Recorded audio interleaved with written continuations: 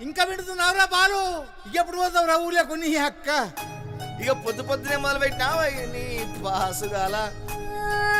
కోలోన పల్లె కోడి కూతల్లే ఒల్లిరుసుకుందే కోడెలాగల్లే యాప పుల్లల షేదు నమిలిందే రామ రామ రామ రామ తలకు పోసుకుందే నా నేల తల్లే అలికి పూసుకుందే ముగ్గు సుక్కల్లే సత్తి ముటల్లే సగబెట్టుకుందే బాయి గిర్కన పల్లె